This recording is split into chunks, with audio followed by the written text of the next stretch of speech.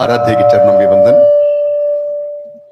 आज हमारे भरूच वासियों के लिए बड़ा परम हर्ष का विषय है कि आचार्य श्री बहुत शीघ्र ही दोबारा भरूच आज हमारे आंगन में यहाँ पधारे हैं। हम सारे भरूच वासी आपका अपने पल पाठ में से आपका अभ्यर्थन करते हैं।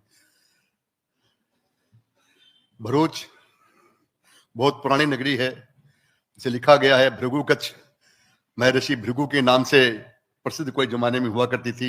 आज ये भरूच हो गई और अच्छी एक व्यवसायिक केंद्र है, अच्छा इंडस्ट्रियल एरिया है, अच्छा व्यवसाय यहाँ का लोगों का चलता है।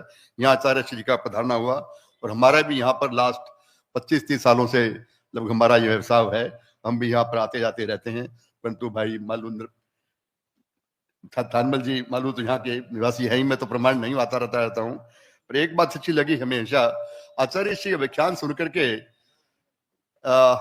जहां अपना व्यापार करने का तरीका, अपने सोचने का तरीका तो चेंज होता है ना, वो वास्तव में एक अनुपम। यहाँ आकर के हमेशा एक नई ऊर्जा मिलती है, तो नया काम करने की हमेशा एक इच्छा होती है। मेरे मन में भी एक बार आई थी पहले, क्योंकि रोज सुनते हैं आचार्य श्री का व्याख्यान सुनते हैं, तब ये बात सुनी कि परिग्रह नहीं करना चाहिए बहुत। तो परिग्रह नहीं करने के कारण हमारे बहुत से व्यापारी, बहुत से भाई सज्जन हमने बहुत पैसा होने के बाद के अंदर सौगंध ले लेते थे कि मुझे और पैसा नहीं कमाना है, मैं सौगंध ले लेता हूँ।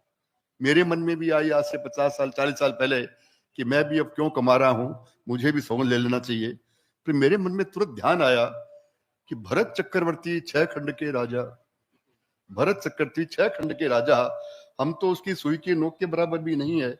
वो भी यदि अपने जीवन काल के अंदर ही मोक्ष में जा सकते हैं तो परिग्रह की व्याख्या क्या है।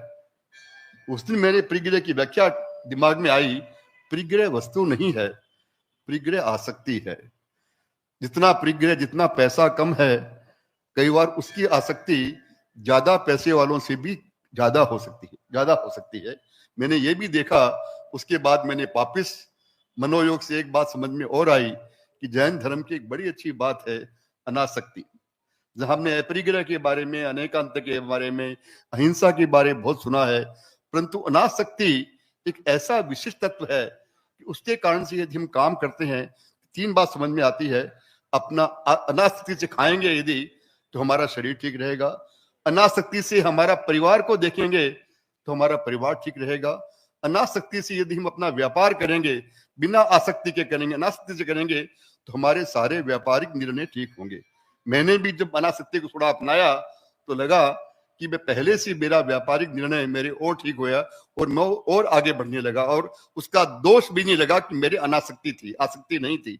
मुझे ये बात समझ में आने के बाद लगा कि अनासक्ति यहाँ एक जैन धर्म का ऐसा मौलिक तत्व है जिससे यदि करें हमारा परिवार, हमारा शरीर, हमारा व्यापार और व्यवसाय सभी ठीक चलेंगे। हम आगे मोक्ष की कामना भी भरत चक्रवर्ती की तरह बहुत पैसा कमाने के बाद भी कर सकते हैं। और उस दिन बात समझ में आई, जब पैसा कम था तो पैसे का मोह ज्यादा था, बढ़ गया तो मोह कम हो गया। ये भी मेरे समझ में उसकी बात आई। तो पैसा आसक्ति नहीं है, आसक्ति मूल कारण है। मैं आचार्य श्री के यहाँ पधारने के लिए और मेरे को खास इनका मेरे घर पे यहाँ हम कभी कभी हम आते हैं, यहाँ विराजने का मुझे ये लाभ मिला कि मेरे पूरे परिवार के, मेरे परिवार के ऊपर पूरा हमको बड़ा इसका आत्मसंतोष है कि आचार्य श्री पधारना हमारे घर पे हो सका। मैं इसका पूरे हृदय से बड़ा सम्मान करता हूँ और आप सभी का पूरा आदर करता हूँ। ओम हरा।